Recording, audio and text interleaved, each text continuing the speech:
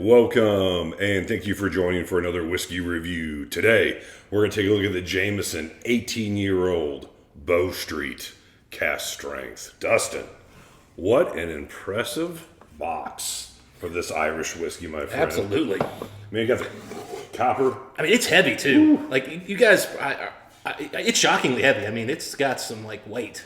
Oh, yeah. Yeah, you can, this is a useful piece of equipment if you're out drinking and partying, let me tell you. But a beautiful presentation in general on this one. Show a little coin that comes in there, too. I thought, I've never seen this before, so I just wanted to point this out. Bitcoin? Bitcoin, yeah, I wish. Free Bitcoin with each purchase. Mike has hardwood floors, in case you wanted to know.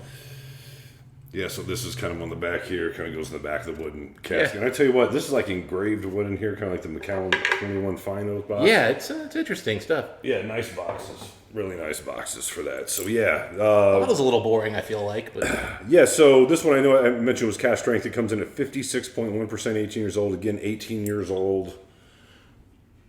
Irish whiskey. And this is batch 1, I think, of 2022. I think it says on the back, Mike. You're right, batch 1. Batch 1 of 2022. Yeah, 2022. So they do vary in proof, so they don't always batch proof them at the same proof. So they do vary a little from what I hear. Color is suspect, guys. It's not chill filtered, but... Yeah, I don't know if... you're right. It says unchill filter, but I don't know if it's natural color. I'm thinking maybe not, because I'm seeing a little bit of red hue, and I don't believe this is sherry. I'm pretty sure this is all bourbon. Dustin, after that last pour, let me sharpen us up here a little bit. I do like... Here's a brand I never thought we'd bring to folks, because I liked the old 18s, but they're 40%, and that is just unacceptably low for what they charge. Lame. They charge you $40 extra, and they give you cask strength and non-chill filtered. I know. When you said that, I was like, 170 compared to 200, that is no decision to make whatsoever. Yeah. It's like, who is drinking the regular 18? Who is making the... Yeah, I don't know. Maybe in Ohio, it's another one of those cases where we've got an exceptional deal, but... I don't know. I mean, $200 for cask strength 18-year anything is getting pretty good these days. Strawberry and baking spices. Strawberry pie. This is happiness. That smells good. You're dead on with the pie, for sure. I'm thinking it's strawberries and raspberries, man. Oh, yeah. I mean, really, a lot of the red fruits you could convince me of. A little bit of pot still. I will say this is kind of light on the pot still notes, but I am getting a little bit of that spice, just very little in the background. Comes with a bit of vanilla. Yeah, on the nose. I mean, I'm getting a decent wallop of vanilla. Vanilla, yes, but I think you're getting the vanilla from the bourbon cask, not the pot still, whereas, the pot still has its own unique vanilla note. A little sugar and baking flour. This really does seem like something, like you went into a bakery and it's something they're making in the back. It's not finished, but you're into it anyway. Yeah, very, very much. Just a ton of cooking spices. You could say any pastry. A little bit of powdered sugar too on here, man. Nice little bit of oak presence. It's not overpowering. It's more of a toasted wood or buttered toast almost. Yeah, like a high char cask or something like that. Almost no alcohol present on this on the nose whatsoever. None. For 56, that's impressive. 56 plus. Yeah. Whew. This is just a lot of times with some of these older Irish whiskeys, whether they're some of the Dare Gaelics or something, man, they spend enough time in the wood, they just get so pastry, pie cake sweetness to them. It smells creamy, it smells a texture. I mean, it's just you smell and you go, oh, that is creamy. Oh, man. I'm going over it. I mean, it's fairly simple, but it's all good. It's all pleasant. It's all enjoyable. This is not something that's giving you 6 different notes. You're not going to spend an hour picking this one apart. It's just very simple, sweet, clean, good, but in a beautiful, well-structured way. Sweet. There's almost like an Oloroso sweetness to it. In general, it's just that's super sweet at first.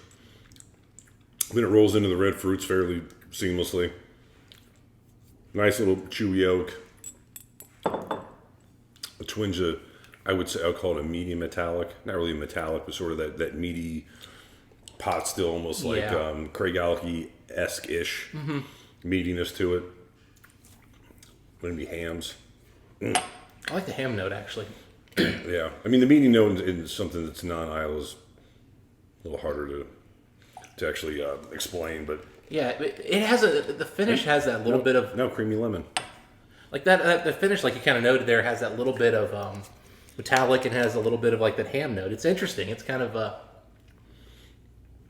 it's a funky finish. I did just double check. So it's finished in a first fill bourbon cask. They don't tell us necessarily what it was before it went into that first fill. So there could, in theory, be some sherry casks used in the initial aging.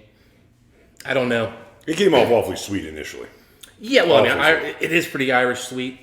I'd say it's low on the pot still spice, but it does have a little bit of that pot still note that we were kind of bringing up with that little bit of metallic. I'll tell you what, though, just no alcohol brightness whatsoever. I mean, again, it just under 57%. Wow. Yeah, it's just drinkable. It's creamy, oily, and viscous without the alcohol punch at all, which is really a beautiful, freaking well done Jameson. Well, it goes back to why bother with a 40% one. Yeah. When you get this one, you almost get twice the amount of whiskey in the bottle. So drinkable, so pleasant. I mean, this is incredibly approachable. Incredibly approachable for the high proof.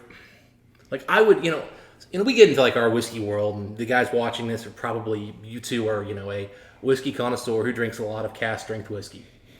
But we all know we've got some friends who they like one or two bottles that are decent, and they don't like proof. We got soft friends. We've got a few of those guys.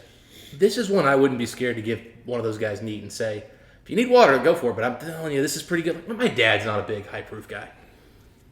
101's about as strong as he likes, for example. But he would enjoy this. And he'd probably still want to put ice on it, but it's my dad. Give my buddy Eric Lil 35 when he came over here to help change my ceiling fan. Oh, nice. Not only did we not get the ceiling fan on, he thought the Clio 35 was a bit hot. A bit hot. That was his feedback. Anyway, back to this one. Absolutely flawless whiskey in the terms of there is nothing off-putting whatsoever on this thing. Yeah, I mean, anything that you could complain about here, it's intentional. It's a freaking Irish whiskey, man. Like, what do you expect? Yes. And just an excellent version of it.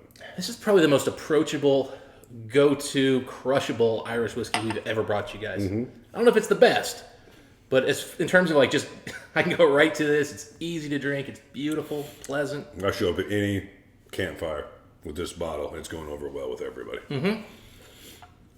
It's got enough sweetness and fruitiness that, I mean, anybody, even like not people who are necessarily hardcore whiskey people, will still kind of gravitate towards it. It's not going to be alcohol offensive to anybody. Well done. Yeah, and it took the water perfectly. I mean, it basically didn't change it. Not a ton. Which goes back to, again, why buy the 40% one? I got a hint more. Oh, you know what I'm getting now? It's not hazelnut, but it's like a coffee with like a little bit of creamer in it. It's a very light coffee. It's on the palate, on the finish. I don't do that coffee stuff, as you know. Yeah, I don't generally do it either, but that's what note I'm getting. In fact, honestly, the only reason I think I know certain coffees is because I went to Hawaii and I was like, let me try this Kona everybody talks about. I do not like Kona, but I now understand what light coffee tastes like. All right, well traveled. Where are you at as far as a whiskey score on this one? I am not. I'm going to give this a solid and a fully legitimate 90. Yeah, I'm pretty high on this one. I've kind of gone back and forth between two scores. I'm going to give the higher of the two scores, so I'm impressed with it. But I'm slightly lower you, 89. Okay. But still a very, very excellent whiskey. ABV, everything. I mean, there's nothing off-putting. Cask strength whiskey, well aged, a little simple. Yeah, I mean that would be the one negative here. A twinge spicy. I think it's low on spice. If anything, that might be the complaint. Is it needs a little more spice to liven it up. You know me and spice. Yeah, well, it's Irish, man. Yeah. I'm trying to grade it as an Irish whiskey to just a little bit. I understand. I'm grading over as our whiskey. So again, if you're a person who likes spice in their whiskey, a point higher. Fair enough. Fair enough. All right, Dustin. If you guys had a chance to try this one, let us know what you guys think. Dustin, until next time, what do we wish the folks? Happy proofy drinking. We'll see you then.